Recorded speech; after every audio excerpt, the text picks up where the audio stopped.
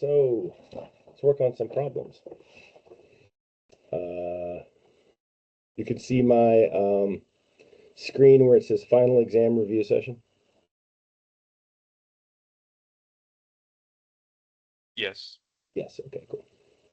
Well, I thought maybe I'd start with this one. I don't know.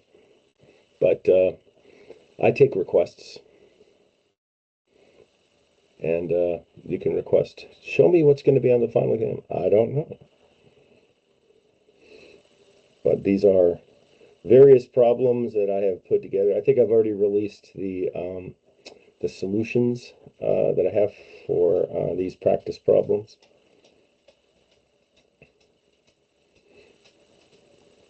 As I had mentioned, I think in class, we will be doing we'll be doing fatigue things on the final exam, but we'll also be doing some of our classics, as you would, probably a pressure vessel with some other type of loading on it, not just pressure. We won't be doing this right here, so you can actually just go, no, we're not doing the cumulative fatigue stuff. Don't have to worry about that. There's another, I think we have probably done a practice problem or something, or maybe even a homework problem that looks something sort of like this. Other types of problems, 3D shaft, door handle. This, you can almost kind of think of this as, this one as a door handle with pressure in it. You can think of this one as a door handle type, the one that I first showed right here. I like this one because it's, when you're driving down 95 or driving up 91, I think of those signs that are on there. All right, so are people posting are doing chats? Is that right? No. Oh, they're waiting in lobby. I don't know, why would you be waiting? I guess because we started recording. They had to wait in the lobby. So do I have to hit that every time I hear a little beep beep? Probably. All right, well, I'll just start doing this one. How about that? And let's see. Well, can I end this? End that show. I just discard that. Let's do this in OneNote. All right. Here's, I'll have some space. And I think what I want to do is full page. There we go. So here is a combined stress problem, and maybe we'll do some distortion energy with this, but we have to, and maximum shear stress theory, just to get that out of the way. We could also, for some reason, we could pressurize this too if we wanted to just go crazy. But we need to find, decide what the thing is made out of. What do you think this thing's made out of? Let's see. Let's take a look at the. I'll take a look at the answer. Is somewhere in the like a 20 KSI strength limit. So if we were to look up some, let's find something that's in the near 20 KSI for the strength. And come on. All right. So something pretty weak that I don't have a lot there. That has that low. I guess we'll go A36 when in doubt. A36. A36. So you have yield strength of, surprise, surprise, 36 KSI. All right. So is this gold? I think it's gold. Best idea to do is to start with a free body diagram in each of the views on this. So let's start, and so that's XY. So a little free body diagram action in the X and Y. So looking at this thing, I'll leave a sign off of it. Basically, all that we have going on right there is that load of 1,500 pounds. And so the reaction is going to be upwards RY. Don't be afraid to ask me questions as we go along here. We'll have a reaction about the Z-axis down there. And so some of the moments, we're looking at point H according to this, but maybe let's also, let's not just look, we'll look at the section that contains H. So make it a little more complicated, I think. Sure.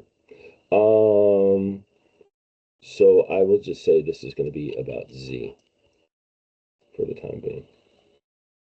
And make that 0, and counterclockwise is positive.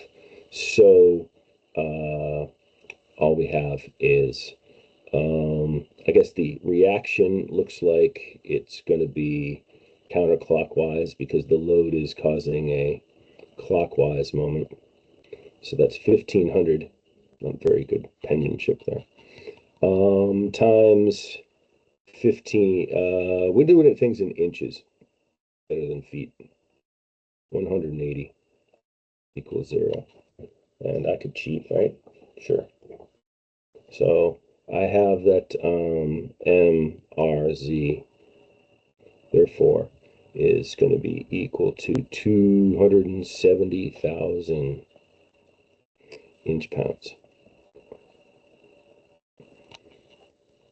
And as we're coming along here, let's see, we'll also do things in the, what other view?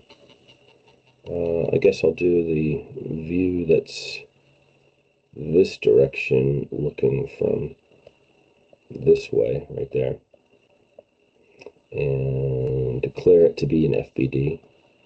And its orientation, that's going to be the YZ direction. I don't like that color. And all we're going to see here, we would actually, well, we would still see that. So we have 2,500 pounds and still the 1,500 pounds. And then we're going to have a reaction upwards and that way right there. Let Natalie in. And let's see if that, once again, that's going to be clockwise. That 2,500 pounds is going to cause a moment. And this is going to be a reaction about the x-axis. We'll write this guy right here. And this is the reaction in the z right there. So we take the sum of the moments about the x-axis. Counterclockwise, still positive. And so the reaction right there ends up being positive as well because it's going counterclockwise. And then we'll take a 2,500 and multiply it by 300 inches.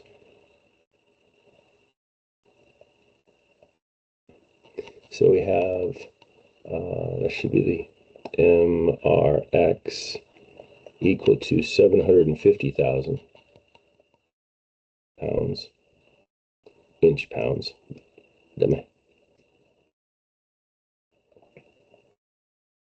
And then lastly, let's do looking down at the thing. So we're going to be looking down. It's kind of a little weird. I guess I'm going to go, I like to have the x-axis to the right. So could do it the other way. But kind of like to make the thing standard kind. So that's X and Z. And we're only going to see the 2,500 pounds. And that's going counterclockwise, so the reaction right here, MRY, is going clockwise. And let's have this RZ is going to be going downwards. So the sum of the moments about the y-axis is equal to 0. So we'll have a negative MRY, and positive 2,500, and that's again times the 180 up there.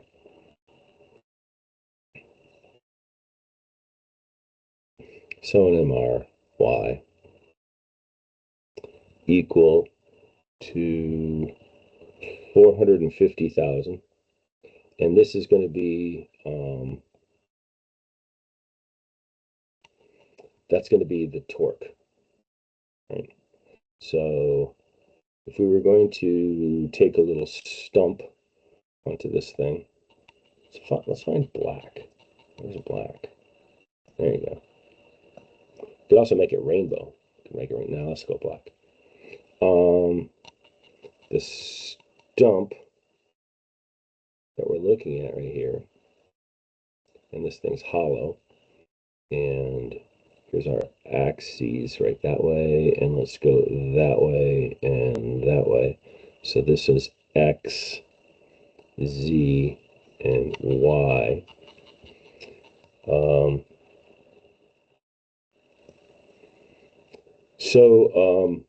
I'll start about the first one, which is the Z, was a moment that tended to go this way right there.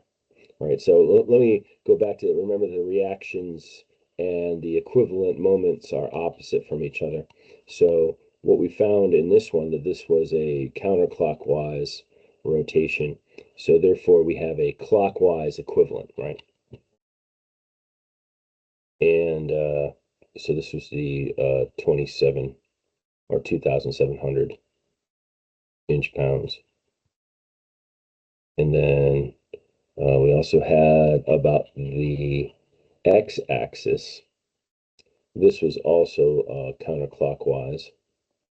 So we're going to have, and you could actually just look at, because they're simple loadings, we only have one load, that this one was kind of obvious that it's going to go and go about like that direction. And about the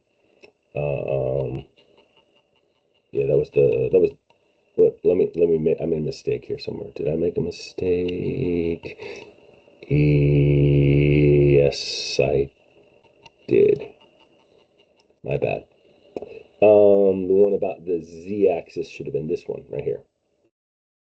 And that, okay, so I just misspoke. So this would be the 270,000 inch-pounds. And then this one, too, is going to make, that's going to be the one about the X. Yeah, that's the one down here, about the X. And that should be the 750,000. 750,000 inch-pounds. And then lastly, we have this 27 working, that's going to make it kind of go this way, about there, right? So that's the Y. So, and this one we decided was clockwise, so it makes sense that this one up above was going to be counterclockwise in terms of the equivalent. All right. And if we wanted to be thorough here, we would have a force coming down that way and a force coming down that way with the 1,500 pounds. And then this one is the 2,500. So there's our stump, remembering the stump. And now we have to go down our list of different different types of stresses. So we'll start out with axial. Well, I should have continued my loads. Let's note that this one and this one combine to make the worst case scenario. So maybe the total moment that's going to cause bending is going to be equal to the square root of 270,000 squared and 750,000 squared. Sorry for the messiness. I'm not used to writing on this all that much. I'm trying something different. I don't know why, but I am. So anyway, that's going to end up equaling, and this is different from what was put into the solution that's posted. So maybe that's some benefit. I just did it for that one spot H, which was what was in the source of this. It's a book name by the editor Philpott. Not that you care, but so I have to made a calculator mistake there. I don't know what I did, but I made it 750. All right, so the total moment is 797,120 inch-pounds. Anything else I might want to do first? Because it's hollow, right? And it has, so it's got an outside diameter. I don't know why we're doing that. Don't do that. So we got 10.75 outer diameter and half-inch thick. So we should find the area, the moment of inertia, and the polar moment moment of inertia. So the area is going to be pi over 4. I'd rather do the inside diameter calculation over somewhere else. So the ID is going to be the OD minus 2 times the thickness. So that's going to be 10.75 minus 2 times 0.5. Ooh, I could do that in my head. That's going to be 9.75. So I should just done that in my head. 10.75 squared minus 9.75 squared. I bet that I have that written down already. So I'll just read it somewhere. That's like 16.10 inch squared. Pi over 64. 10.75 fourth minus 9.75 fourth. So a reminder not to subtract them and try to fourth the thing. It's not the same answer. 212 inches fourth. And then J is just going to be 2 times I, or 423.9. All right. So we have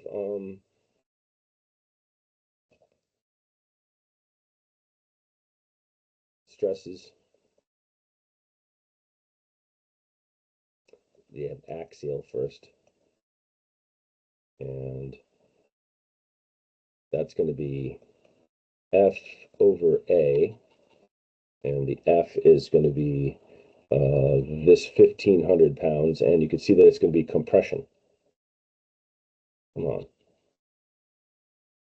My hand keeps making it. 1,500 divided by 16.10. And I actually have that written down somewhere, of a very small amount, right? So it's only going to be 93.16 psi in compression. And in KSI, that's ends up being pretty small, kind of inconsequential. I don't know the decimal place right there. And I'll remind myself that it's compression. And then, so bending,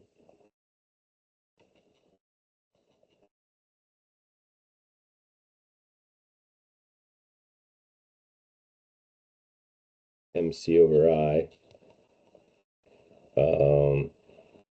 It's good. We need that moment. 797,120. C is going to be 10.75 divided by 2. And our moment of inertia is 212.0. And And so this one I do need to calculate because I only did it for point H. Of course, I don't think it's going to be all that much different, but let's see what happens. 10.75 to 12. Boom. We get, I'm just going to divide by 1,000 in my head. 20.210 KSI, both tension and compression. Not all that much different from what I had before.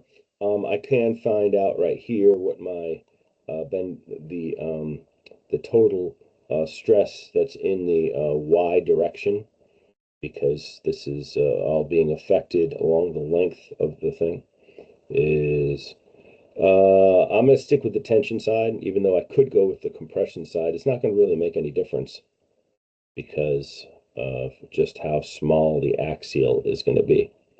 But as a principle, worthwhile to keep that going. We're going to subtract out I'll subtract out. I have that in my calculator still as PSI. So I'll subtract that out. Yeah, barely made any difference at all. 20.12 KSI. Not a huge difference. Now we're going to go on torsion. Tau is equal to, I'll write the subscript here, torque is equal to TR over J. And so the torsion is the 450,000. Too quiet. That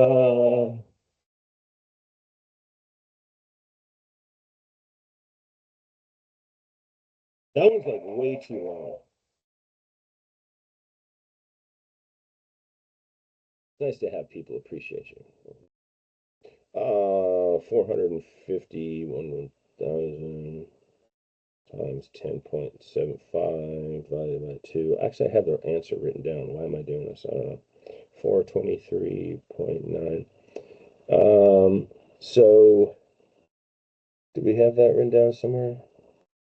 Ooh, I got the same thing. Okay. So that's just going to be only 5.706 KSI. And if we were concerned about if, right, so I'm not going to actually use this. If we had transverse, the only transverse that we would have would be equal to, well, if you look up in the book, right, this section, because for a hollow thing, back up in here, let's see if we can find this thing.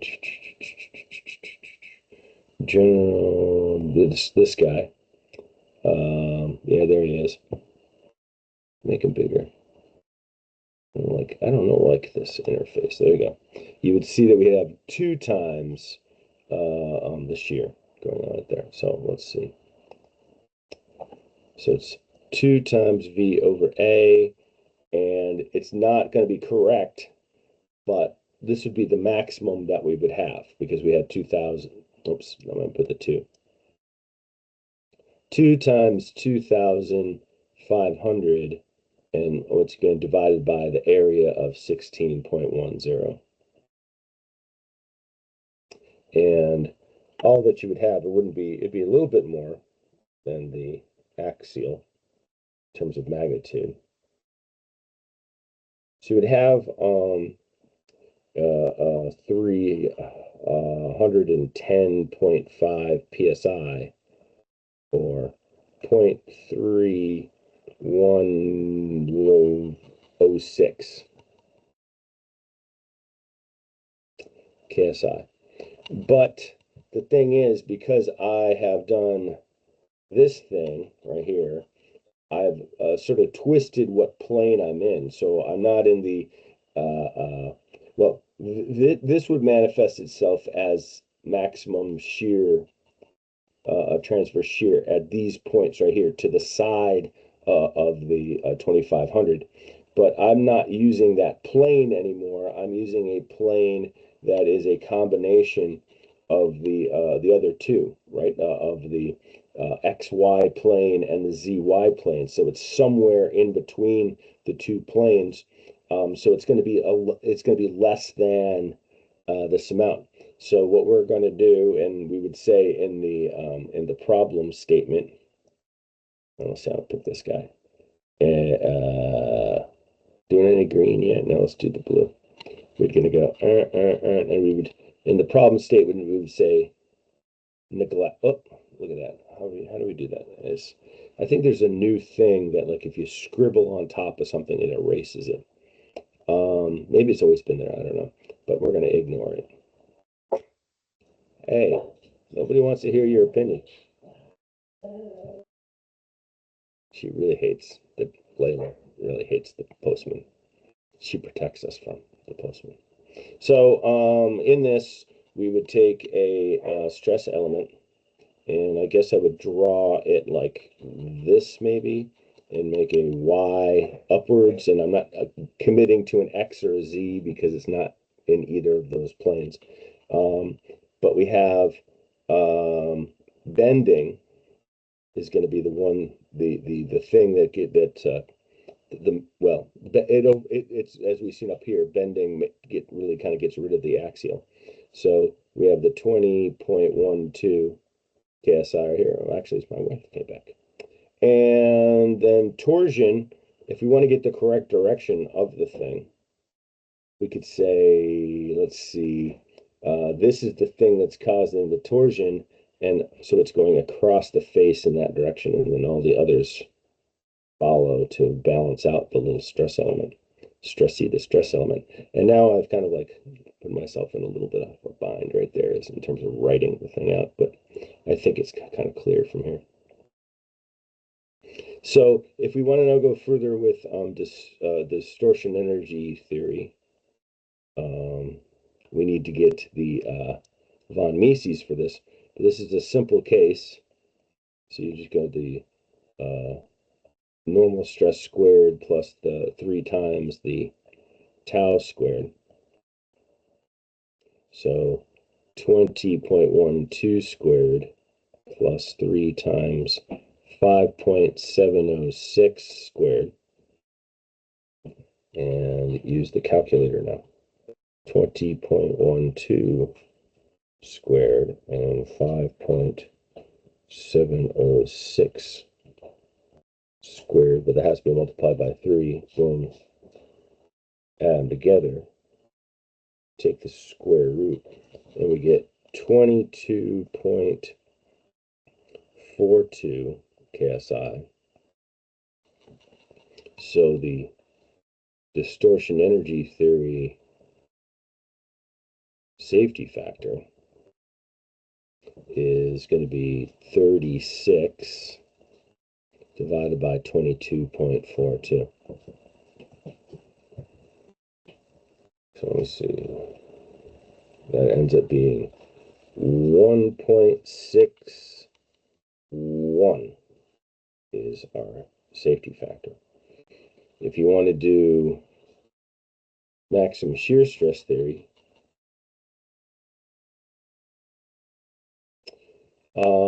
I feel more comfortable doing a more circle with this than to go through the just do a canned equation. But it wouldn't be wrong necessarily to just use the canned equation. It just depends. Want to demonstrate, you can do the more circle. So let's see if we're going to do this the correct way. Remember that the clockwise is in the positive direction, so that's on this face right here. I don't think you can see my little dot moving. That's going to be counterclockwise, so that's going to be that spot right there. And I'll probably, because I just picked a length right there, I guess it won't necessarily be proportional to scale. Do something like that. And so like that point that I'm making right there is the 20 0.12 coordinate with the 5.706 coordinate, whereas this is the 0 and a negative 5.706 coordinate. And do my best to draw a circle. That's kind of a terrible circle. But right up here is where it's going to be the tau abs max. So here is principal stress 1, principal stress 2, and principal stress 3. And the other two more circles right in there. So we find that the C is the average of there's only one, so it's 20.12 divided by 2. And I know I could do that in my head. I believe in myself, but I'm still entering it into my calculator. 10.06. And the R for this, which is going to be this amount right there, is going to be the square root. So the length of the horizontal leg is the center in this case. And then the other leg is just the shear stress, 5.706 squared. So that's squared 5.706 squared plus and square rooted, and we get 11.57, which is, in fact, that is the abs max right there, because it'd be right, the radius, so it just goes to the top. We wanted to just be complete. We would take the C plus R, or 10.06, plus the 11.57. Almost do that in your head, maybe. 10.06 plus. So let's get 21.63. Whee! That was fun. I just jumped around. And then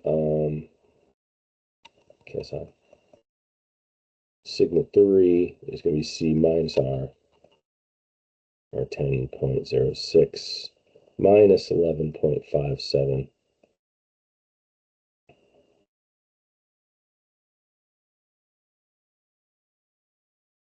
And so you get a negative 1.510. But of course, that's compression. But the important thing that we want is maximum shear stress theory. So you get yield strength divided by 2, which is virtually the shear yield strength for maximum shear stress theory, and divided by the abs max shear. So we get 36 divided by 2 divided by 11.57. We never said that this was the tau abs max, did we? So I guess I have to type it in. Okay, so 18 divided by 11.57. And so you get a 1.56 safety factor. And as you would expect, this is less than that. Anyway, this is a, trying to go back through basics and do a combined stress problem, and then apply what we know about the failure.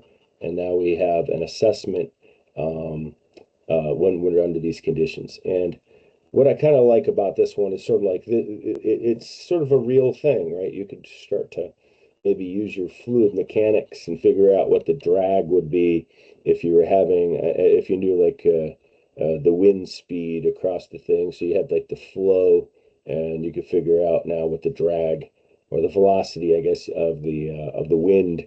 And now you have the area. So you have like you could look up a drag coefficient and you can get what that force is right there. And maybe just know what the weight is of the sign and the pole itself.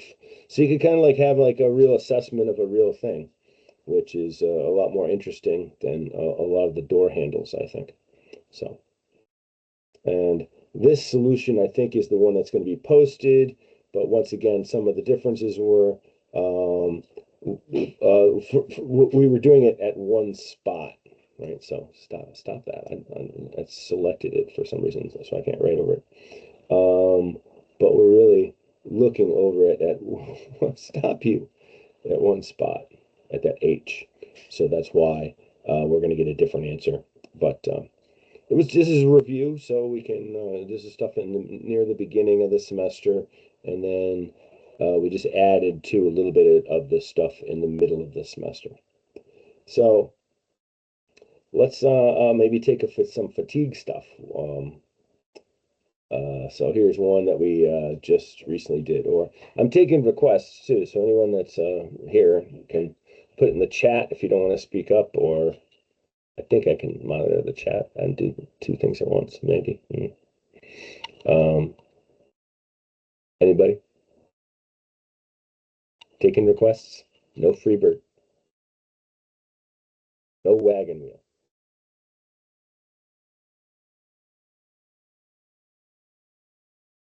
That sound kind of mean, right? These all sound even.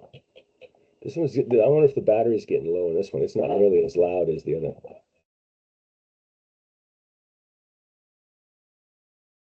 That sounds maniacal.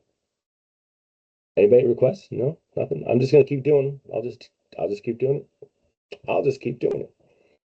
That sounds fine. I got the answers right here. I don't have to think. I don't mind thinking. All right, so we'll start out taking out reading the thing. We got ourselves some AI SI 1020 hot rolled steel. It's 3/4 inches thick, and it has a filleted little area. So we have this little guy right there. That's what we're looking at. And it's got a fluctuating load that goes between 5,000 in compression and 20,000 in tension. And we're given the fully corrected endurance strength of 19 KSI. That's nice of them. And the yield strength is 30, so we don't have to look it up. And the ultimate strength is 55. And oh, they already told us the notch sensitivity. They being me in the past, my former self.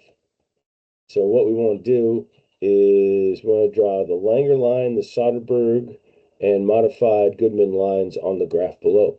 We don't even have to do anything yet before that. So let's see. Do I have a ruler lying around? I do have a lot of ruler. I got a lot of rulers. So we can actually do that right away. I want to get our points right in there in case we're running out of time, and we're gonna get some points in here. So let's see. We got 55 is tensile, so we gotta go right, boom, right there. That's our ultimate. We were told our endurance, fully corrected endurance, was 19. So let's put the SE right in there, label it. Our yield was 30. Put up there, SY. So first off, our Langer, we also have it down here, right? So 30 right there is our yield. So our Langer goes yield. Now, if generally speaking, it's kind of nice to have this thing as a, it's nice to have it as a proportional, but you can see these are not proportional. If it was proportional, it should be 45 degrees, but it ain't. We also want to have, okay, so we got the Langer out of the way. Now we need the Soderberg. That's going to be the endurance strength to the yield. Boom. That's a thick line. And then, oh, I don't know. Let's go red. We'll have our Goodman. Right there. All right. Let's change him green. And we want to calculate the mean and alternating stress, taking fatigue stress concentration into account, and plot the point and the load line on the graph below. So when it comes to, we have two choices when we do these. We could either find the alternating and mid-range force, or we could find, and then from that, get the alternating and mid-range stress, or we could find the max stress and the min stress, and then find the alternating and mid-range. So we could do it in either order, it doesn't matter. We know we're going to have to get the stress concentration, so maybe we should do that first. So we're going to try to look up. First, I want to know my, oops, I just moved there already. We want to have the parameters for this. So we know that we're going to have, sometimes they call them D over D, even though they're not diameters. Kind of weird that they do that. I don't know. Sometimes you might want to look it up first and see what it is that you have, what you're going to be asked to use in the graph. So look up the graph first, and then find it. Figure out which graph you need double checking. So this looks to me like you're going to have to use this graph right there. Let's see. We'll make it bigger. We'll embiggen it, and we have a D over D. So that's the thing we got to get. So the D over D is the width over the width. And if I'm a kind person, I'll try to make it a number that's on there.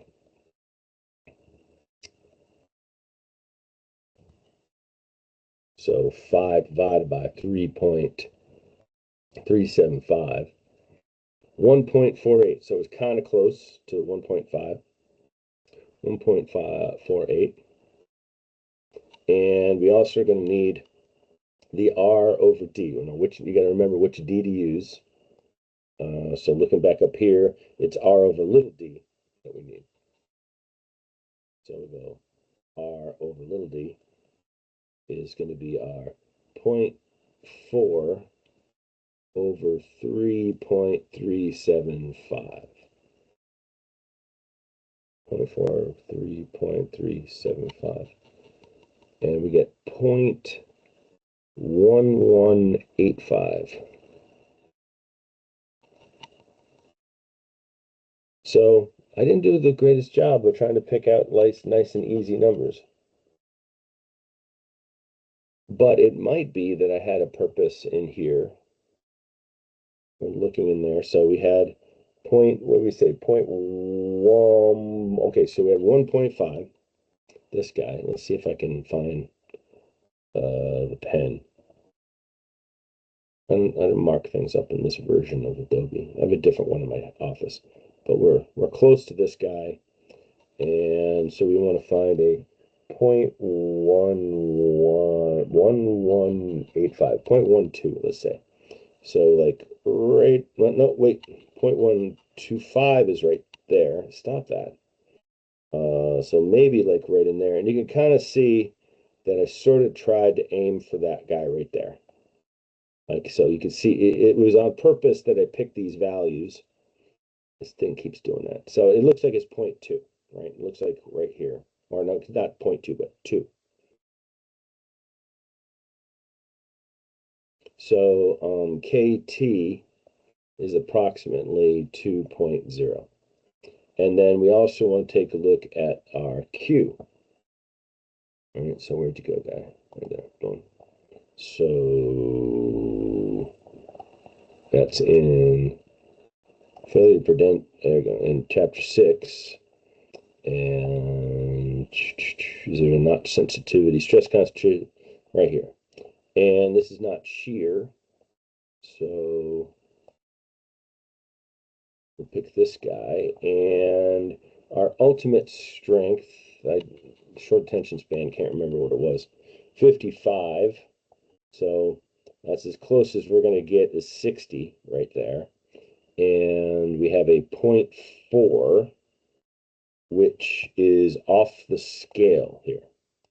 So when it's off the scale, it's going to have to trust that these are starting to become horizontal lines. So we're just a little up from here. And what I picked before was that it was close to 0.8.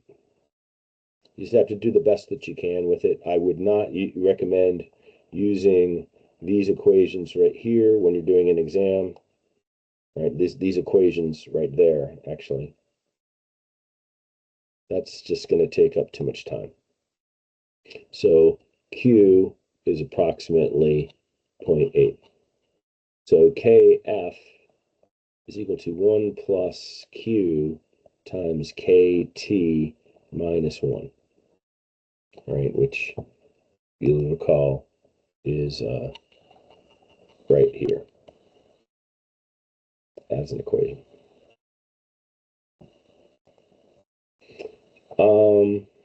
So 1 plus 0.8 times 2 minus 1.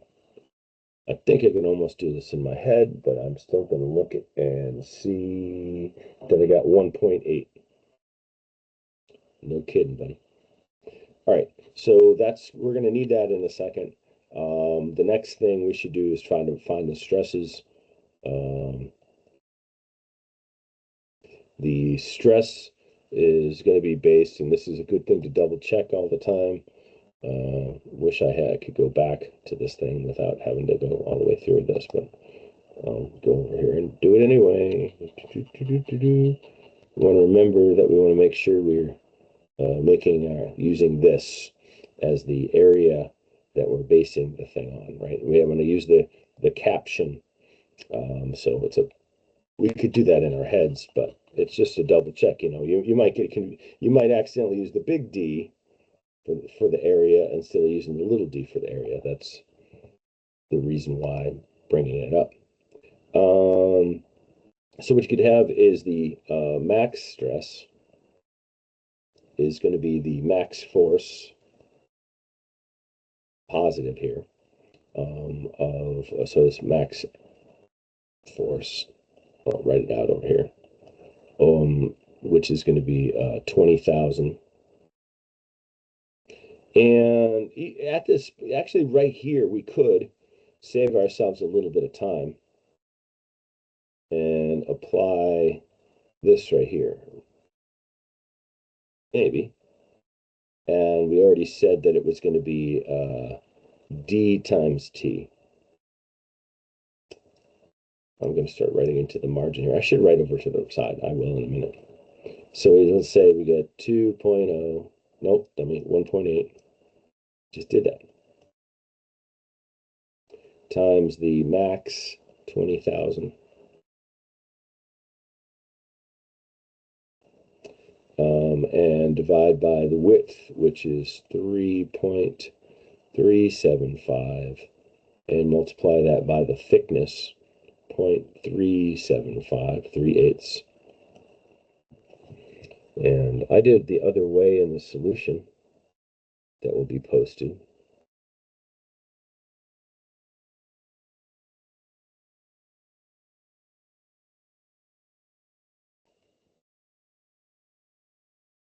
So we get 28, and I'm going to turn into KSI, 0.44 repeating fours, KSI. And then for the min, that's tension, by the way, make that clear. For the min is going to be similarly KF times F min divided by DT for this one, or 1.8 times, you can write it as negative if you want, negative 5,000. Doesn't matter, you can just remember and write a C next to it when you're done.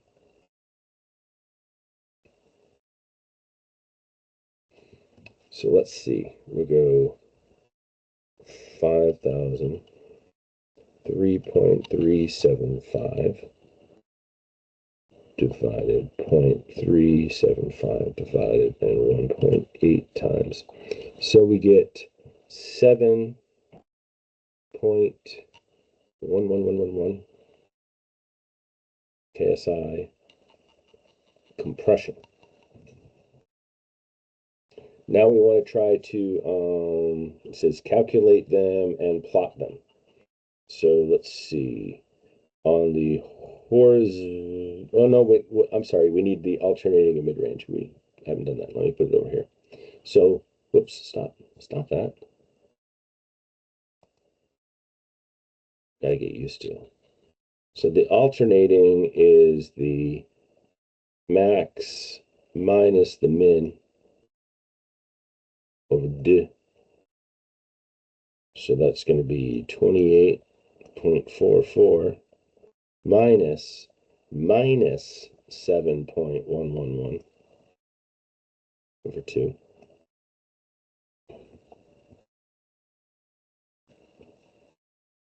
Which is 17.777778 KSI. And then the mid-range is the maximum plus the minimum divided by 2. So 28.44 plus negative 7.111 divided by 2. 28.44 7.11 minus divided by 2. 10.67 KSI. All right, so trying to plot those. That's, oops, come on, stop. Somewhere over here, close to there. And a little high 17, which is just over halfway, right? Because 17.5 would be there. So we're plotting something in this range right there. It's close to yielding, but not quite. Because if it yields, it's no good anyway, probably. I mean, it depends. The yielding isn't the end of the world in some cases. Might yield a little bit, but might even be so little that you don't even notice that the thing yielded.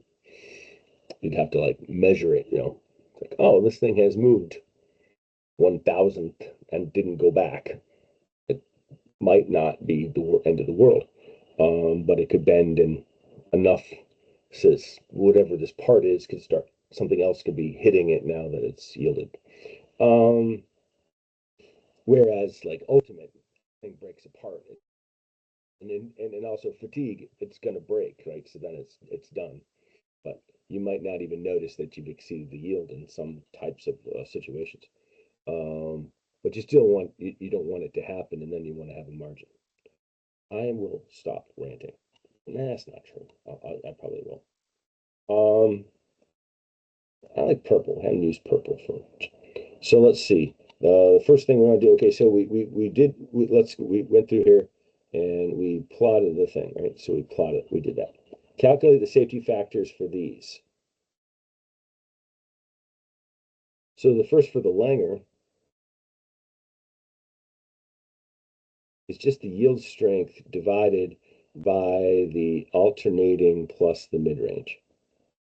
It's basically the maximum, right? So like if you were to plot out this load, maybe I should have done that just for instances. We'll kind of go up to here and then down to there, right? So I might not be exaggerating this correctly. Like we'd have this maximum and we'd have this minimum. Like you could see that we have like a 28.44 here, but we have a 7.111 here, right? It's dipping down into compression and back and forth and back and forth. But the maximum is going to be these two combined with each other, which is going to be for here. What did we say? We said it was 30, and then we had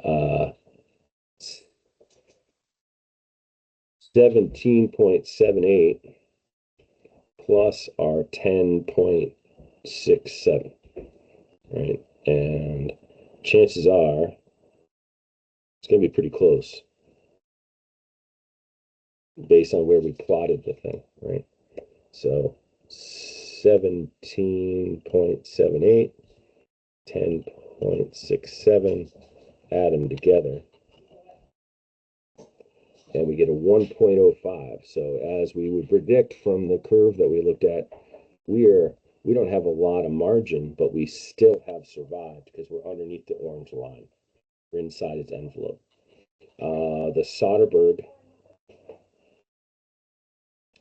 is going to be trying to, oh yeah, we have 1 over the alternating stress divided by the endurance strength plus the mid-range divided by the yield strength, right? So that's like the difference between the Soderberg and the Goodman. So 1 over, and now we have 28, no, what we have up there? 17.78 divided by the fully corrected endurance strength is 19, according to this. And so we have that, and then we have the 10.67 and divide it by the yield strength, which is 30, right? Yeah, 30.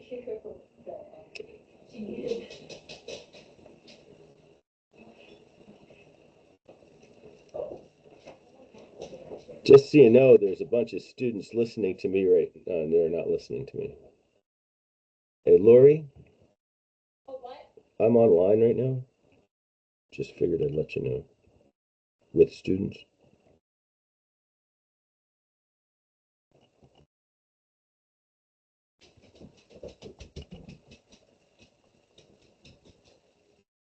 All right, so we had if I did this right, 0.77.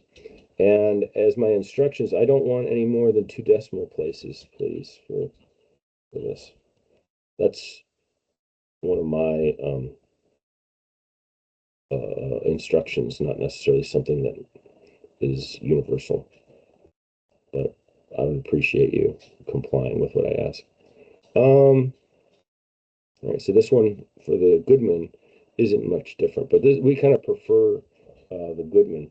The next thing I would do after this, by the way, and maybe I'll continue this problem, it's going to make it a little bit longer, is to estimate the life of this thing, because you know that we're already predicting it's going to die.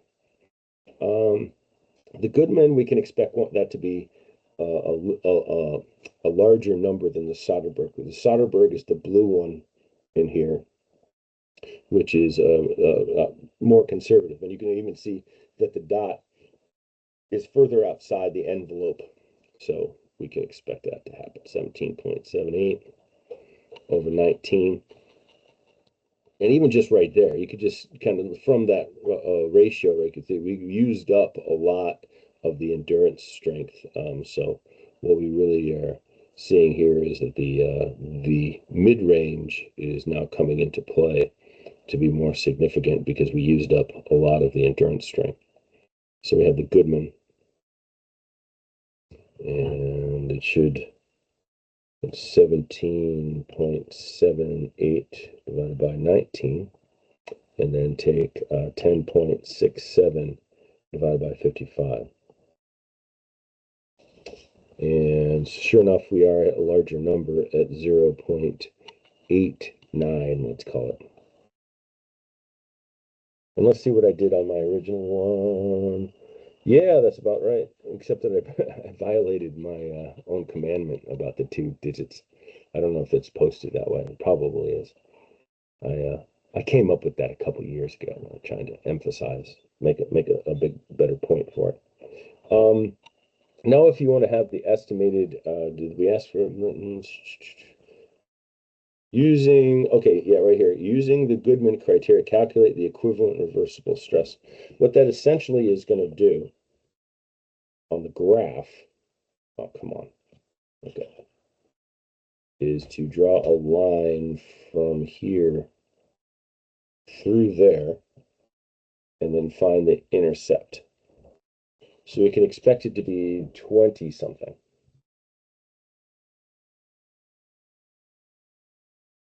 Ooh, I'm going to use the silver one here. Let's see what that looks like. So the reversible stress, so it doesn't look any different than anything else. Now that's an equation that I think it's in the 11th edition. It's an own equation, and they use AR instead in the 12th edition. Excuse me, the 12th edition, the 10th edition. It's sort of hidden in example 612, where they write it right here. Right here. So that's the equation that we're using that represents this useful thing. I don't know why they don't make it. They didn't make it a more standout uh, equation in the other one. So, but if you tried to do me the, yeah, I think this pen is trying to do automatic. I hate that. Okay, let's do a different pen. Let's go red. All right, so we're gonna go. They call it rev here. That means equivalent reversible stress is the alternating stress divided by 1 minus the mid-range stress divided by the ultimate. So we have 17.78 divided by 1 minus mid-range, which is 10.67 divided by the ultimate 55. And if my numbers are correct, we have 22.06 KSI. And what that's useful for is now we can predict life. We do need to have we do need to have a couple of these a couple more equations here. Let's see. First thing we need is it must be in here. There we go. Okay, we need A and B. I think we're in the wrong section. A and B. We need these two guys right there.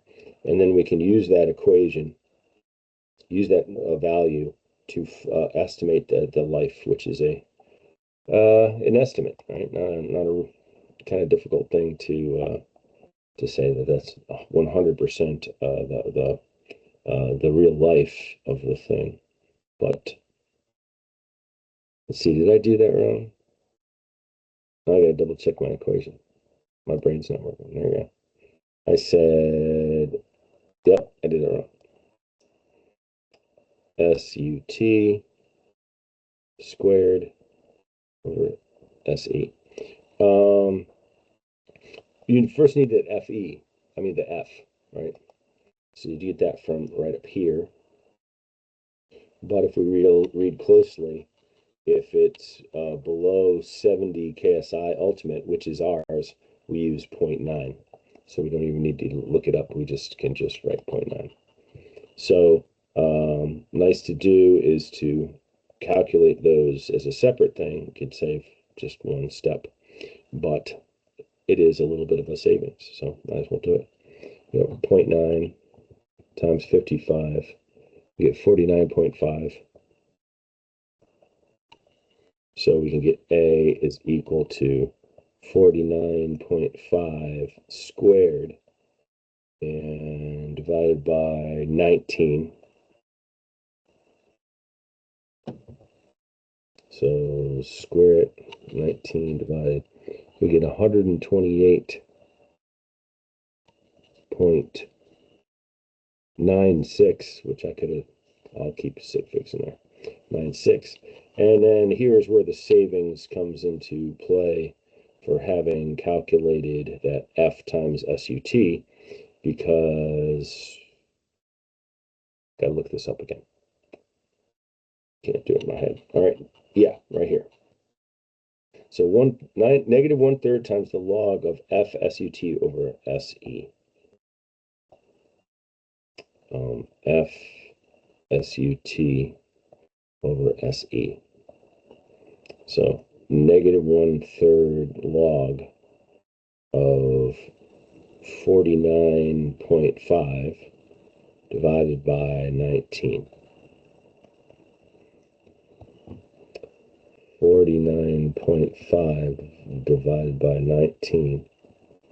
Take the log base 10, boom, and then divide it by 3 and make it negative, so you get negative 0.1386. And now we can estimate the life is going to be equal to that reverse stress divided by A raised to the 1 over B.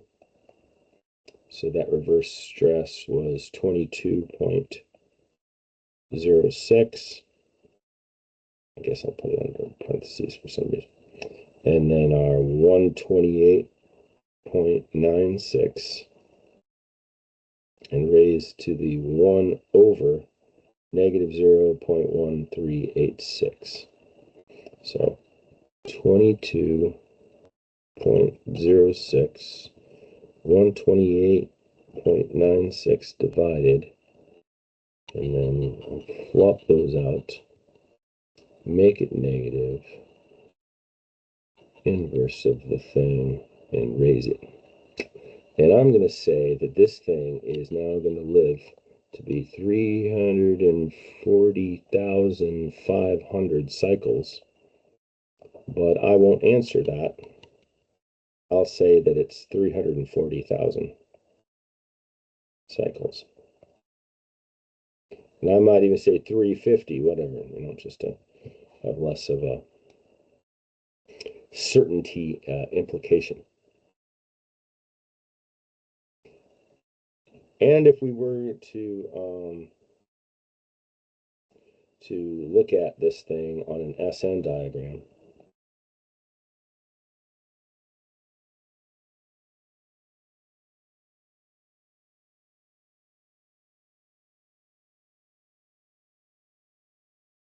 this would be the 1,000. This would be 1 million.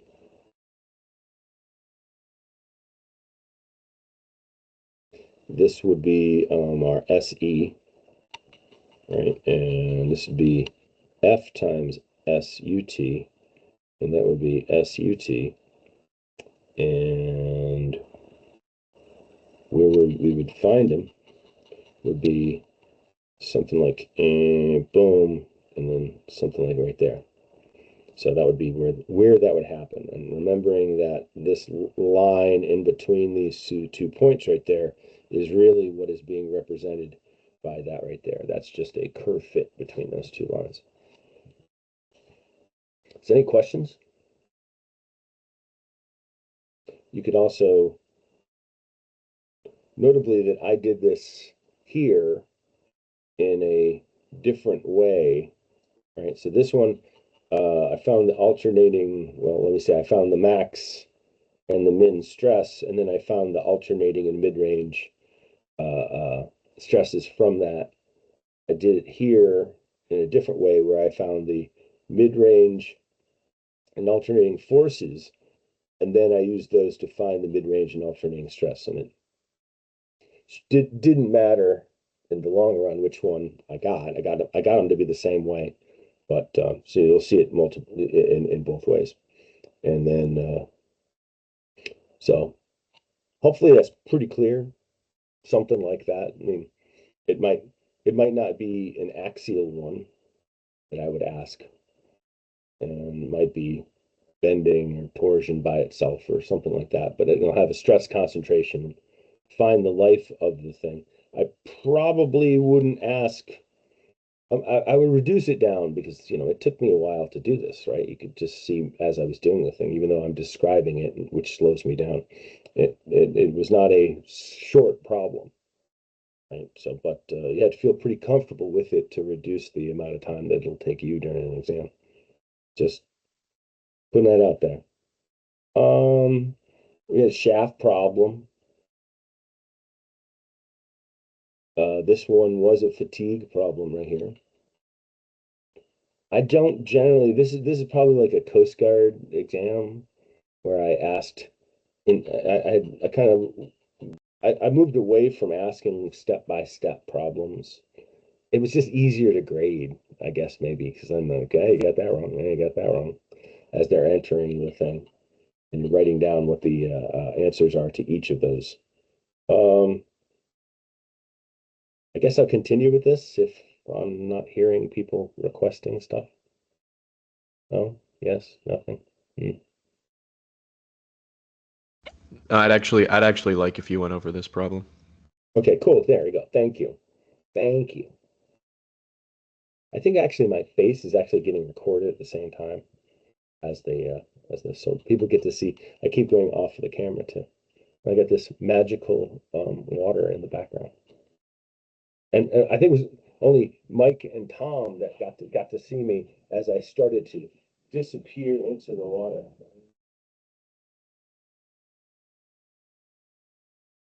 Reappeared from being in the water. That was amusing to me. So let's do this problem.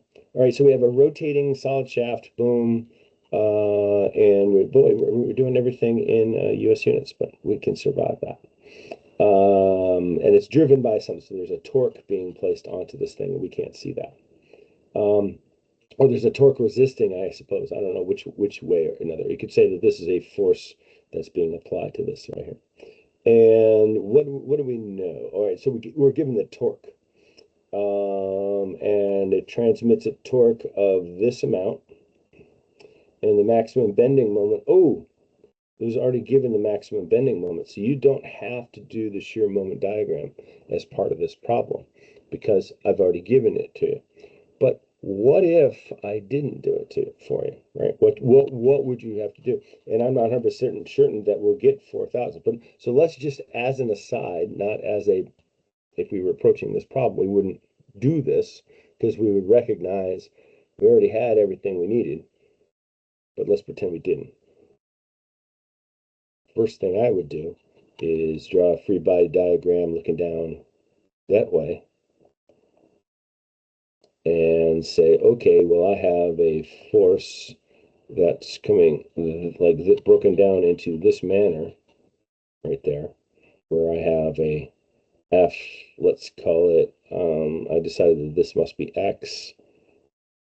Let's call that Z, call that Y. So that's an FZ. Here's my FY. And we have a torque that's being placed on it that direction, which they call TA. So the sum of the moments on the x-axis is equal to 0. They must balance out, and if they don't, it becomes accelerating.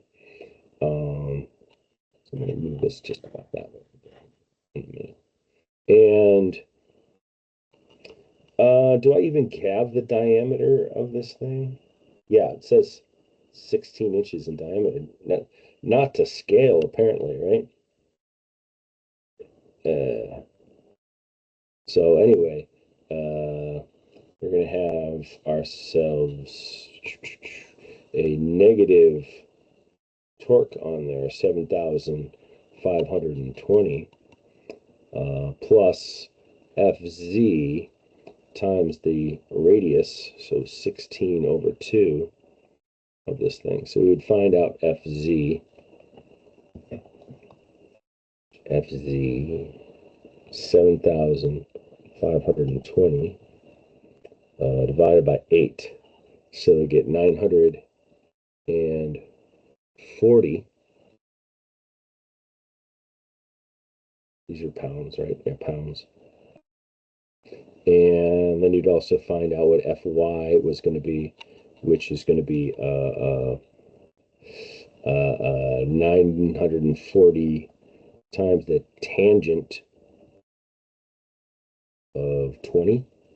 Of 20. I'm going to put too many parentheses in there for some reason.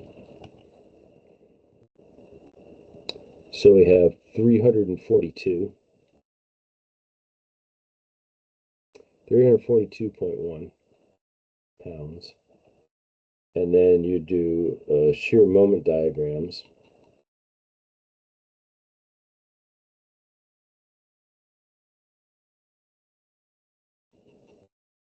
And right here, right there. Here's our bearings.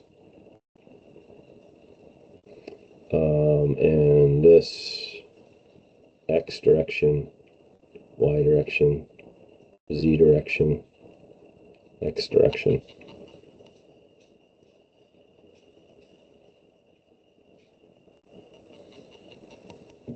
And so we have a itty bitty force right there of 342.1. And in this direction, we have 940.0. And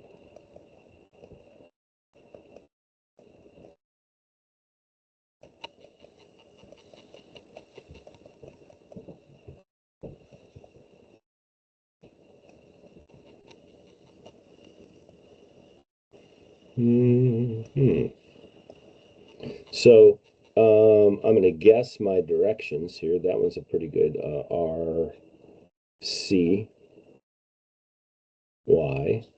But we kind of know we got a teeter-totter situation going on here. So we have R, B, Y. Let's see, over here, kind of got the same thing going on here.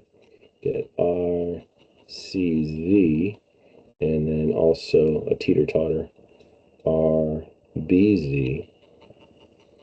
So summation of moments about B equals 0. And I guess that would be in the BZ. So you get RCY times 10, and then minus 342.1 times 14. I'm adding these two together, equals 0. RCY, so you get 300 times 14 divided by 10. You get 479.0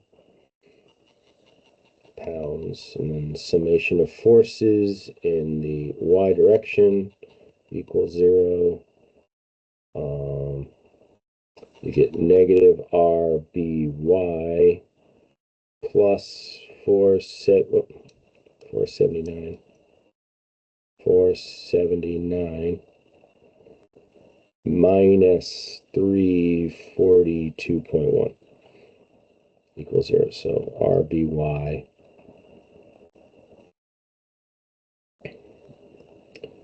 342.1. So small. 136.9 pounds. Do the same thing over here. Summation of moments about B, and then that becomes Y. And RCV times 10 minus 940 times 14, and RCZ. R's keep disappearing. 940, 14 times 10 divided. We get 130, no, we get 1,316 pounds. Summation of forces in the Z direction equals 0. And so we're going to have an RBZ minus 1316 plus 940 RBZ 1360 940. We get 376 pounds. And then from that, we say,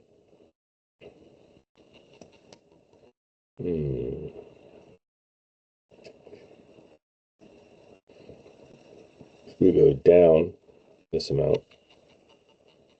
See, nice and isn't it a nice little rainbow thing going on? Up this amount. And so we go down to there. It's supposed to start at 0. And then we come down back to there.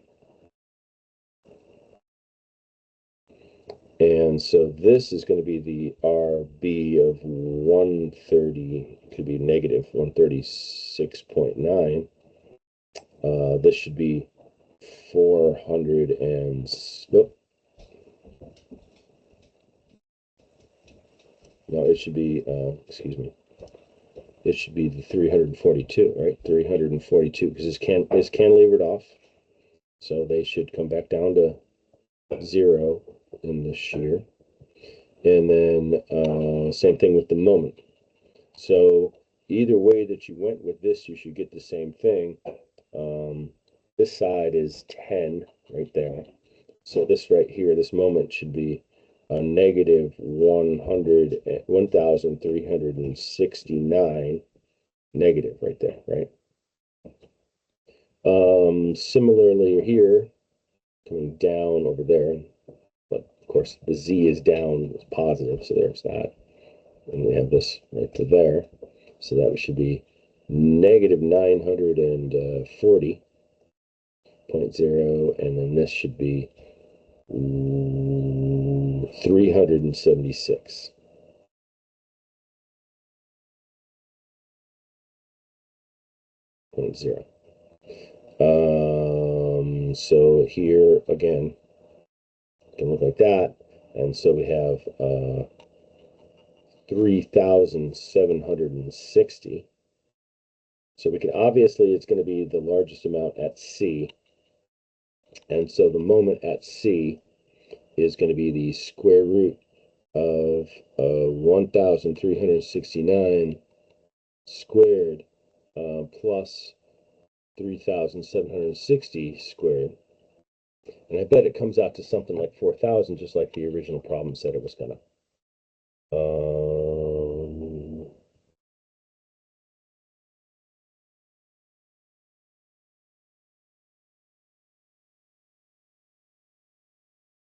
Sure, 4,001 inch pounds.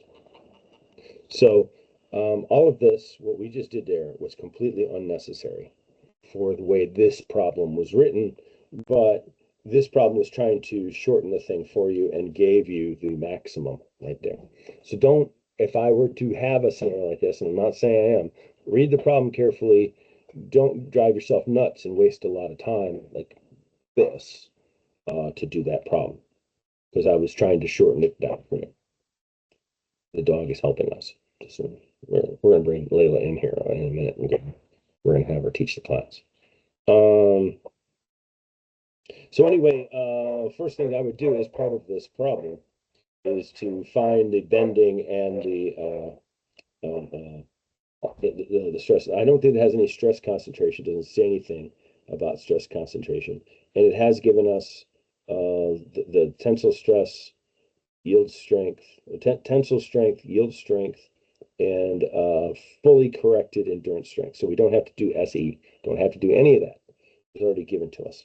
But we do want to find what the alternating stress is going to be, which is going to be completely bending, right? The bending is going to fluctuate. If you were a point on the shaft and you're rotating around here at that spot, you're going to experience tension when on one side, compression on the other, and so that's the spot that we're following on the shaft, and that's going to be the alternating, which is going to be MC over I. But you could save yourself a little bit of trouble. Do they say what the shaft diameter is? Somewhere there is a 1.5 inch shaft diameter. I'm sorry, it should be 32, right? 32 m over pi d cubed, right? So 32 times 4,000, which was given pi 1.5 squared.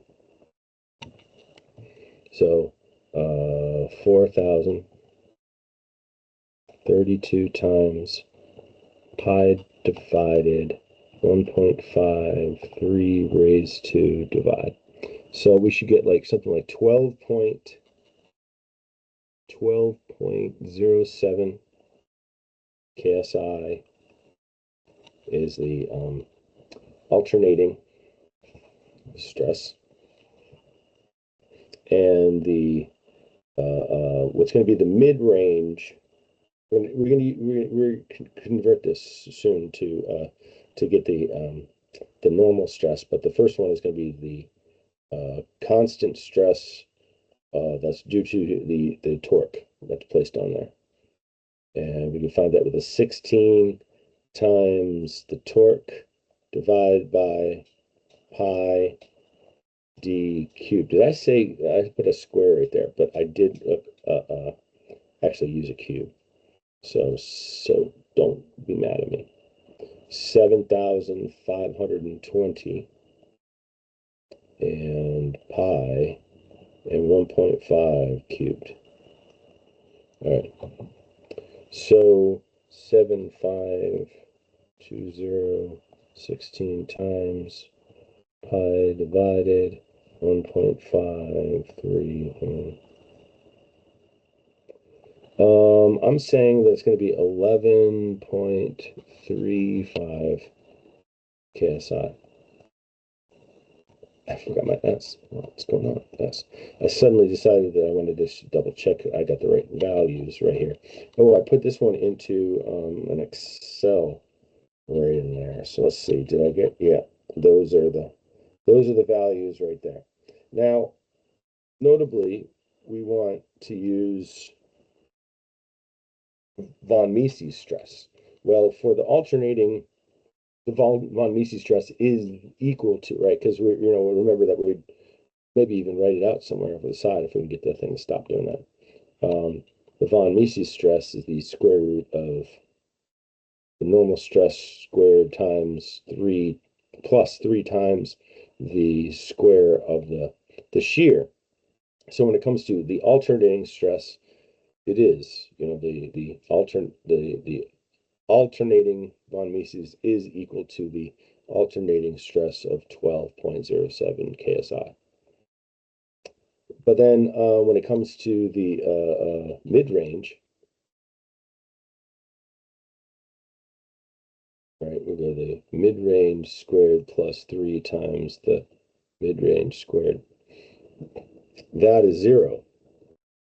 So what we end up getting is 3 times 11.35 squared, right? Or you could even just say it's the square root of 3 times that 11.35. Wouldn't matter.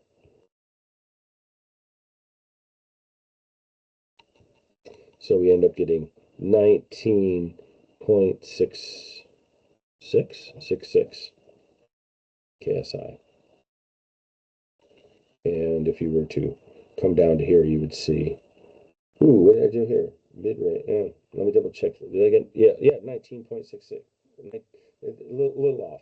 I'm losing some amount of sig figs there.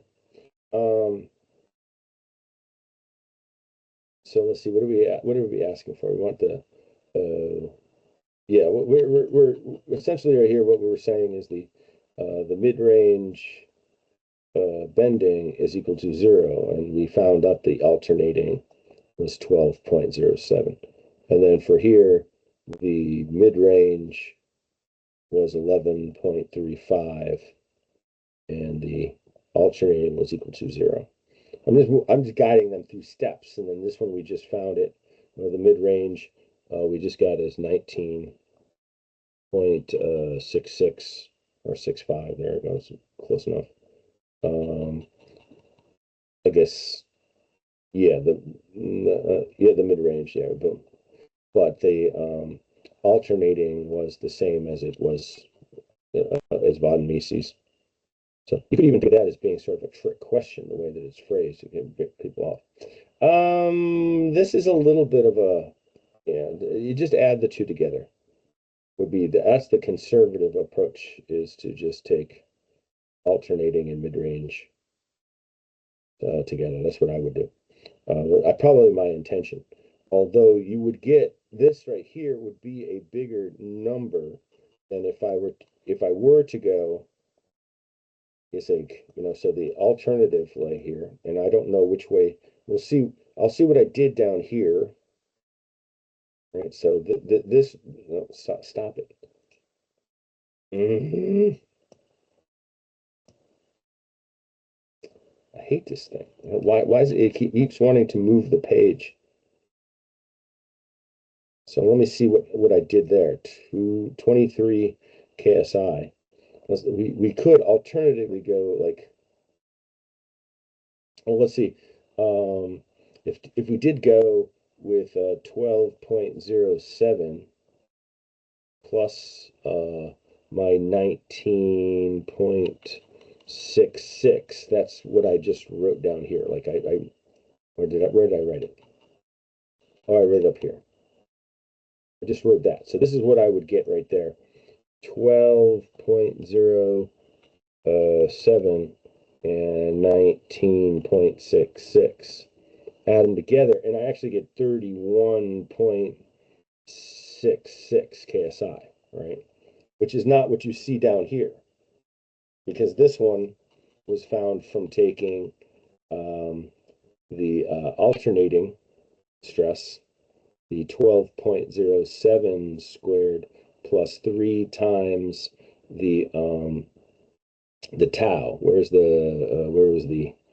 did I calculate that? Where did I do all this work? Oh, I guess up there. Okay. 11.35. I was trying to make a point. I used to hit that point a little harder than I do now.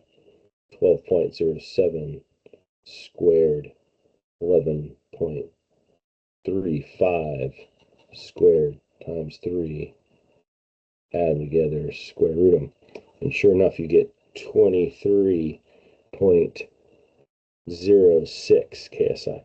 The point of it is that if you do Langer, this is the one that you base it on. When you get the Langer safety factor, it's this right here,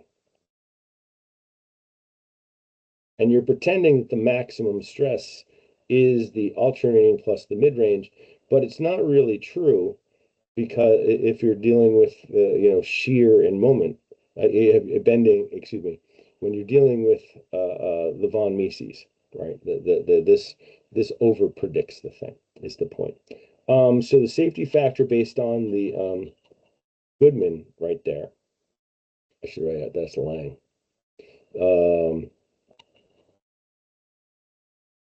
Just as we did in the previous problem, is going to be the alternating divided by the SE plus the mid-range divided by the ultimate. And the values that we'll use here are going to be 1 over 12.07 divided by, they gave it to us as 22. They fully corrected.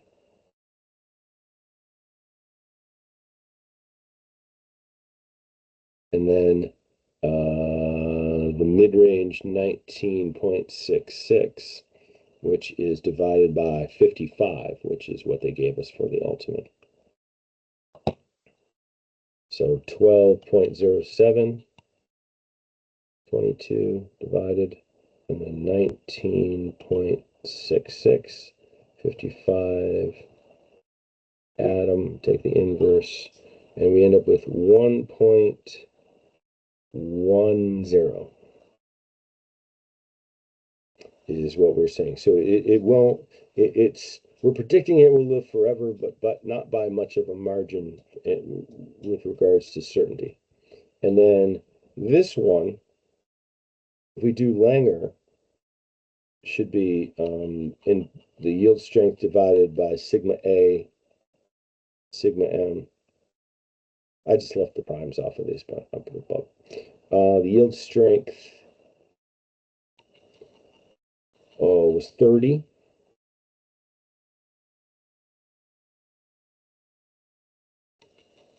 And the Alternating is 12.07. And the mid-range is 19.66. I actually have that written over to the other side, but I'll calculate it again. It looks like it fails in yield. Is that what I said in the other one? Let me see. Let me double check. I don't trust what I wrote or what I plugged in my calculator because I was talking while I was doing it, and I'm still talking. All right. So I have 0.95. So it's going to fail before it even. So it's endurance isn't really a factor in here if it bends and then doesn't return, on the first time that this is applied to it. But remember that this is, I should have written Lang, right? That's the Langer criteria. If you're just going to go over yield, you should probably use the less conservative max, which is what I used right here, this 23 right here. So you'll take you 30 and divide it by 23.06. It's sort of a demonstration of that, how that Langer is conservative, I guess. That's how I would refer it. I probably just repeated myself like 4 times. But this one says that it's fine. That it'll survive the yielding thing. It just won't meet the criteria that's much more stringent, this conservative thing. That is written in the book, by the way. Let's see. If you were to go to the Langer thing.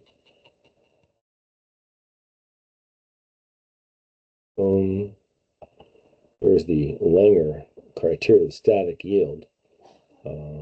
It says something. It says that somewhere in here that it's much more conservative.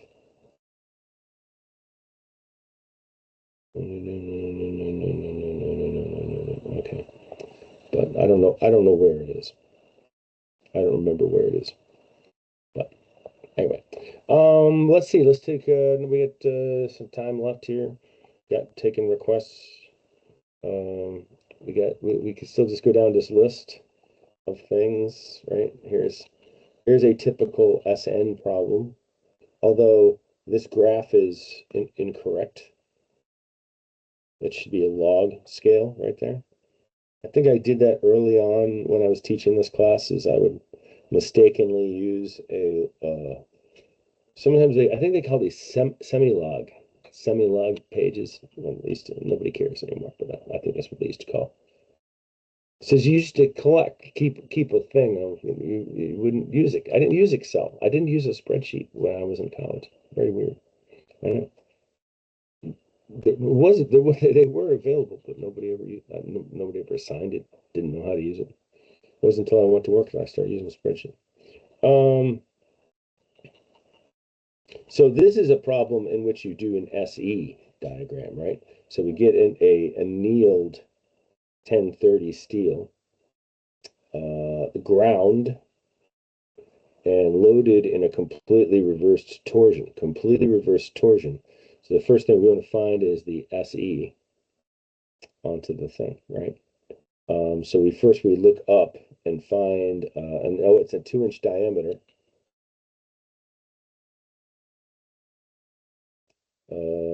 Okay, so we proceed with first find the annealed 10, whatever the hell it was, steel. I should try to remember. 1030 steel. Try to find it. Should be pretty close to the table A20. But this doesn't say anything about annealed. But if you come right here, you'll find right there's annealed. And was this an SI or let's see, in the indication? Well, we got KSI down here. So we need KSI. So we need the ultimate strength. It's 62. The yield is 46. I don't know if I need the yield, but We'll write out the ultimate is, I think it was 62. I can't remember now. That's how short my attention span is. 62. Yield is 46. Probably don't need it, but write down anyway. So the SE prime is going to be, ooh, I could do that in my head, 31, right? 1/2. So let's look up our KA. Remember, we needed A times the ultimate strength raised to the B. This says that it's ground. So coming back here, modifying factors. All right, so I just wrote that equation down. I need the A. So he's ground, right? Annealed isn't a thing, but this is. So we got a factor of 1.34 and an exponent of 0.085.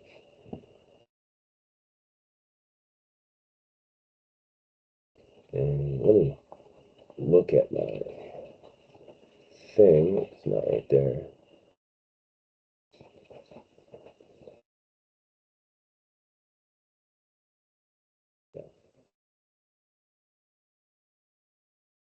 So that's 1.34 times 62 raised to the negative 0.085. Now I recognize that these are old values from the probably 9th or 10th edition, but you'll have updated ones for the 11th, and I should probably update this thing.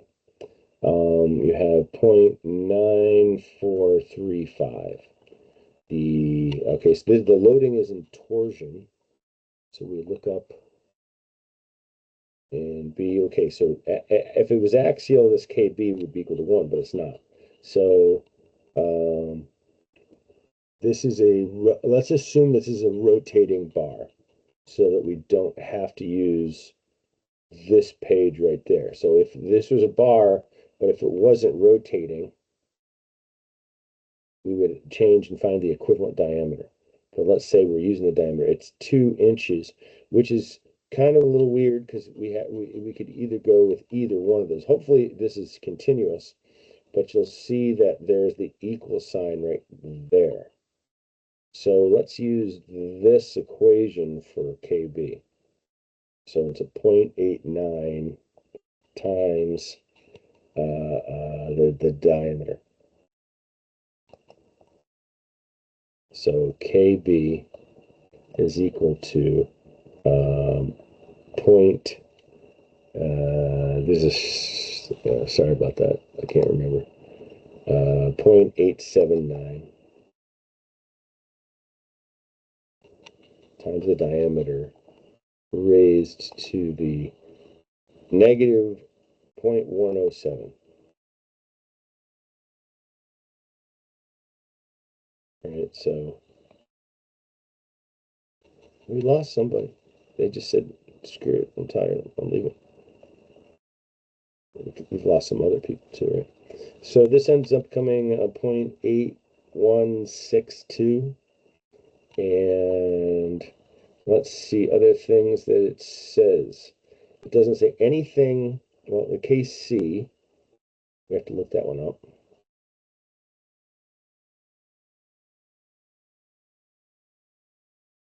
We need a 0.59 on this.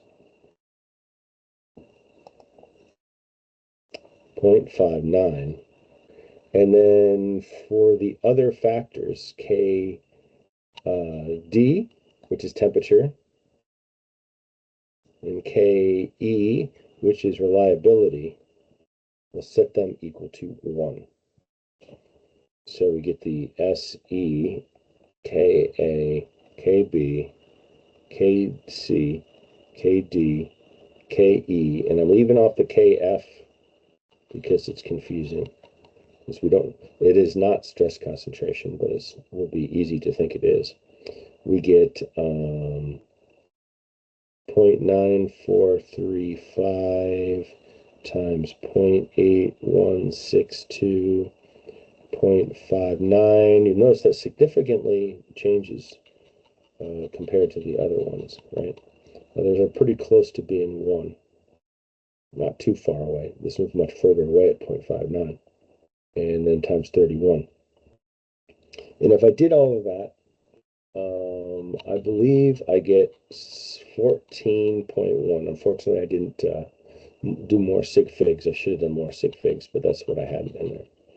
And all right, so now I got the KE, which that's EX. All right, now it says estimate the low cycle fatigue at 10,000 cycles. I think that should be at 1,000 cycles. All right, so this is a screw up right there. And it should be F, right? We should find out what F is supposed to be. Is going to be 0.9. I believe that's what they mean by this. I mean by this right there, that we need to do this, and this should be 1,000 cycles, so that you have F times SUT. That's where I was going with this. I can't believe I have that same mistake, and I don't know how many years I've been doing this, and now I still have that thing left in there. But that's the uh, can't make excuses. Just a mistake. I keep meaning to fix. Maybe I'll do that after we get done with this, but I'll probably forget and then complain about it again next year. So this is 55.80 is probably what I meant by that.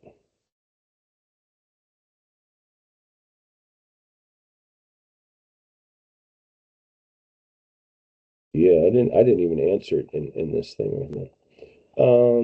Okay. And then it says sketch the SN curve, right? So we have like a 62 somewhere in there, and then we just made for 1,000 should be 55.8, so somewhere in here. And then our SE, we just found at 14, and that should be at 1 million. So that should be like right in there somewhere. And because it's a semi-log, it's not going to be, damn it, come on, stop that. Something like that. Something like that. Something like that.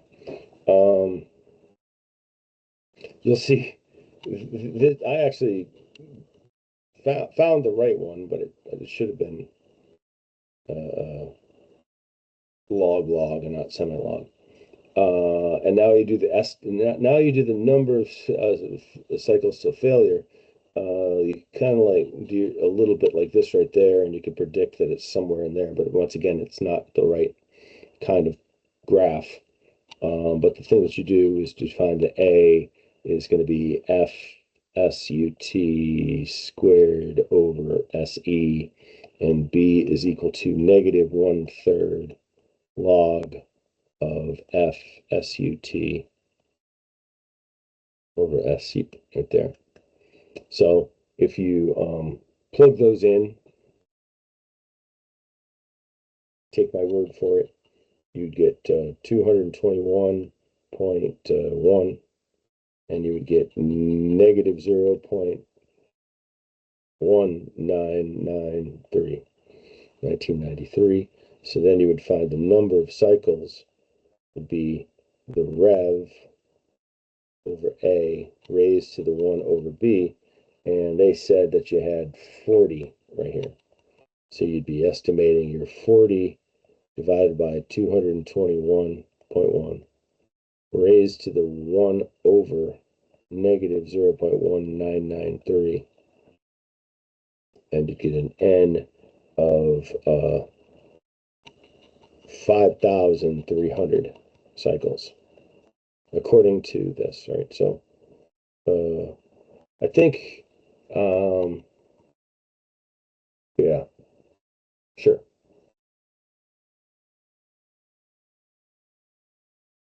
Any questions on that?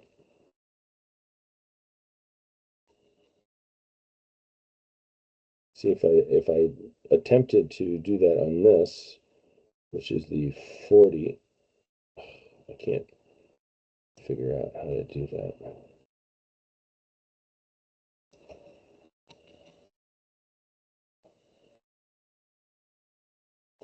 There's got to be a better way to like make these fixed so they're not selectable. There must be a way.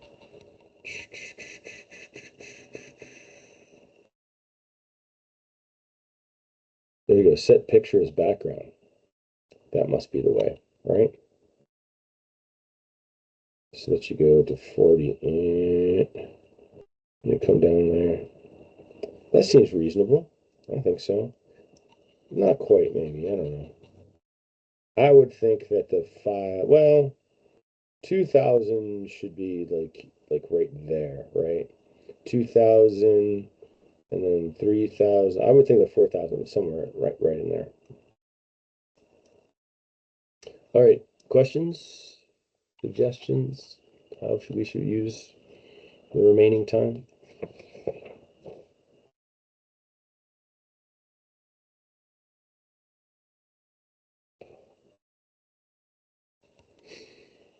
Hmm.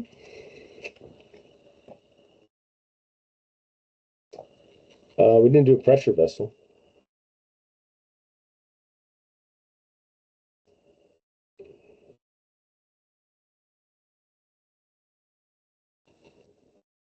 I had so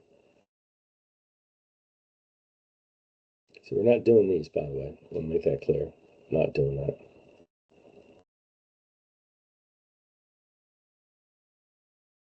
At least, hey, this one, which is another practice problem that you could work on, is actually has the correct kind of paper on it.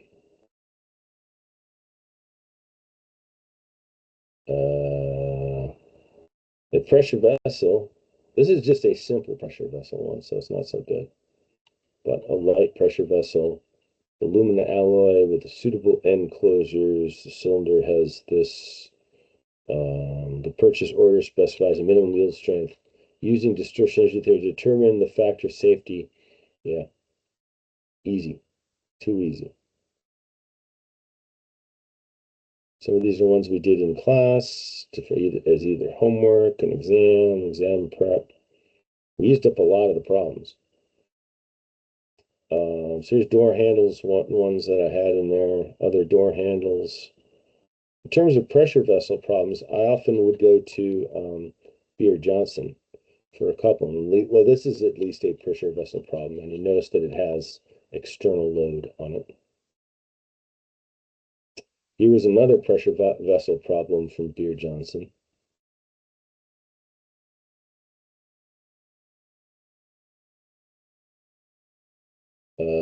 Where you're putting a torque onto the pressure vessel. So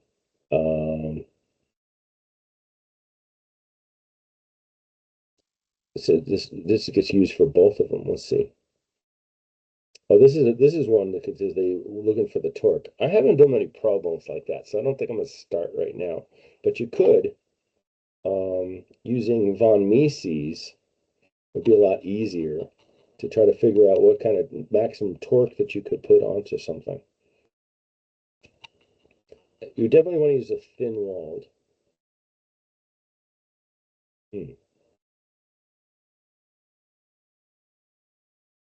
Here's another one where we're putting an external load onto a pressure vessel.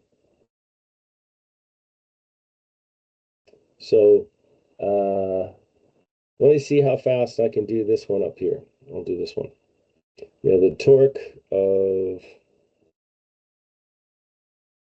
12 kilonewton meters is applied to this pressure vessel that's under a pressure of 8 megapascals, knowing that the tank has a inner diameter. That's a little weird why they would give us the inner diameter, but sure, of 180 millimeters and the thickness of 12 millimeters. Determine the normal stress rate. So let's find the von Mises stress onto this thing. So first thing I might do is find the OD, which is going to be the ID plus 2 times the thickness, or 180 plus 2 times 12. And we might just, for sake of time, treat it like it's thin walled, but that seems like a pretty thick wall to me, actually. All right, so I think I should have been able to do that in my head, but I didn't. So let's see what the thickness to radius is going to be here. Let's use the inner radius, make it easier on ourselves. So 12 divided by 90, right? Yeah. So we're really we're 1,333. So technically speaking, we should be using the thick-walled equations. If it's all right with you, I'm gonna use the thin-walled equation. I don't hear anyone yelling at me, so I'm gonna go ahead and use the thin wall. So we could say that the hoop stress is P times DI over 2T, or 8 times the 180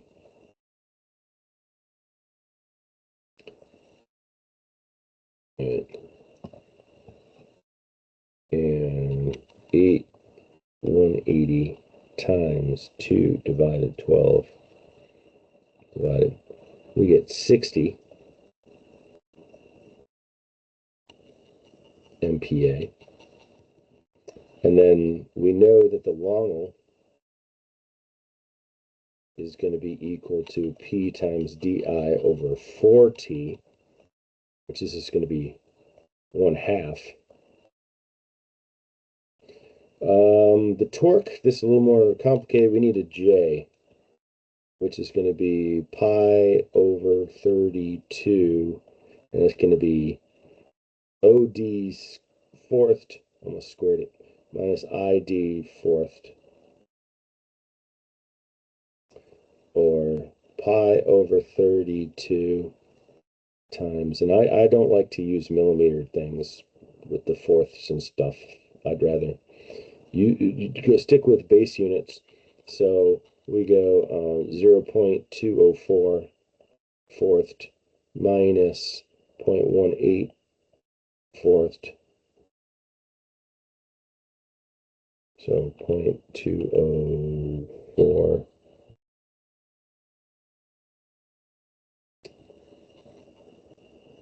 0.18 raised to the 4 minus, and then pi times 32 divided, we get 6.697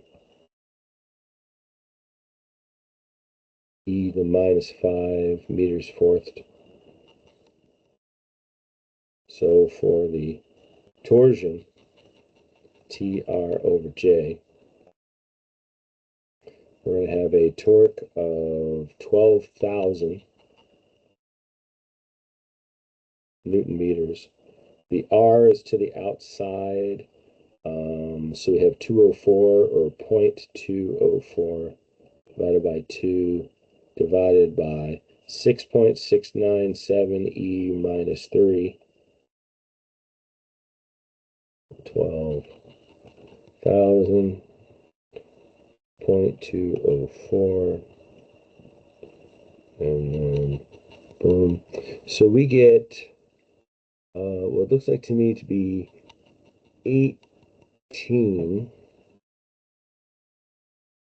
million, or 18.228 megapascals. So it doesn't matter where we would stick a stress element on there, we would get the longitudinal that direction and the uh, hoop in this direction. So the hoop is 60 and the longitudinal is 30. but this one is going this direction, so it's crossed that face, and that's going to be the 18.28. And if we did von Mises for this, we would go, and let's call that x, and let's call that y, just for the hell of it. X squared minus x times y plus y squared plus 3 times tau squared. So we have 60 minus 60 times 30 plus 30 squared plus 3 times 18.28 squared, and 60 squared, 60, 30 times minus 30 squared plus, and then 18.28 squared times 3 plus square root, we'd get not much difference, 60.85. If I did it right, I don't know, MPa for von Mises stress. Notably, if we're going to do this in maximum shear stress theory and have a 3D Moore circle onto the thing, you would plot out the 60 and the 18.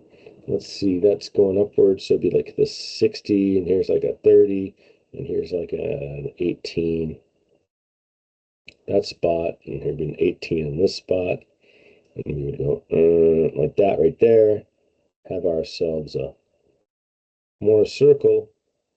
There's the center, there's the radius, and there's the principal stress 1,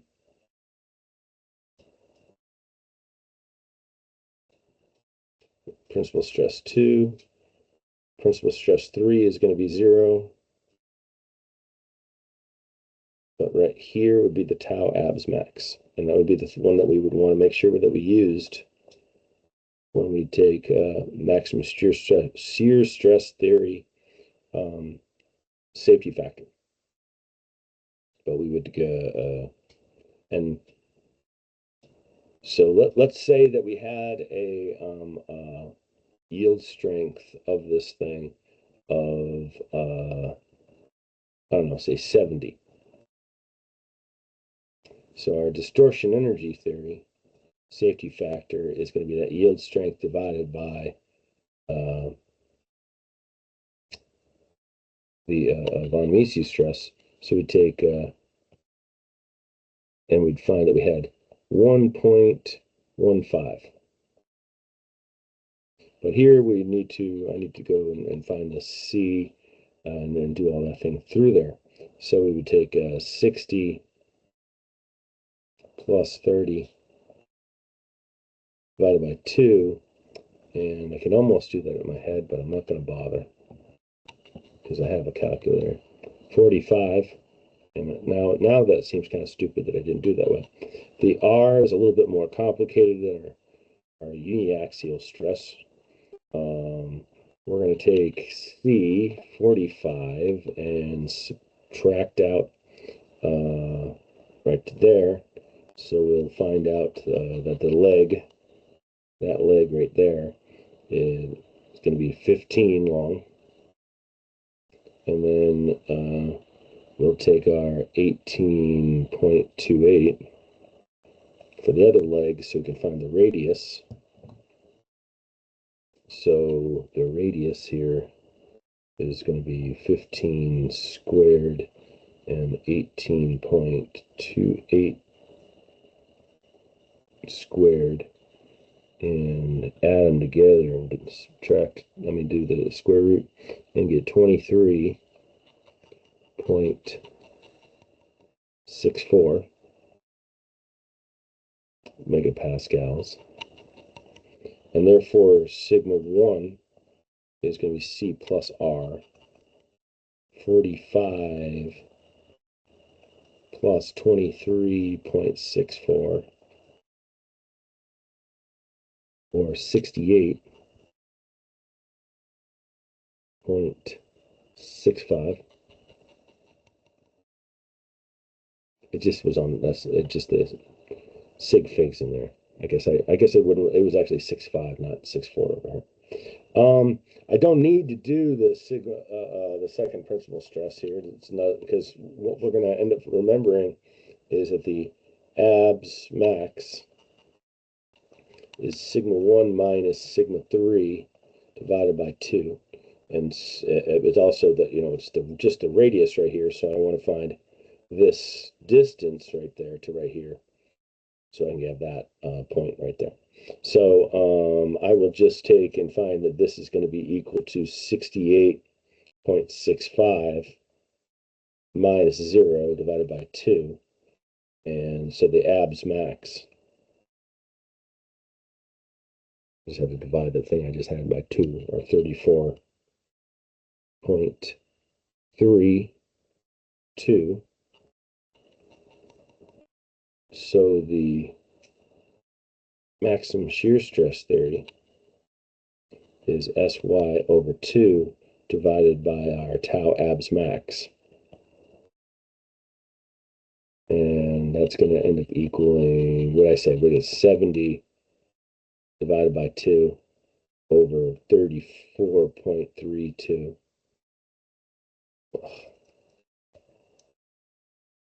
So our maximum shear stress theory, let's see, we're at 35. We have 1.02 safety factor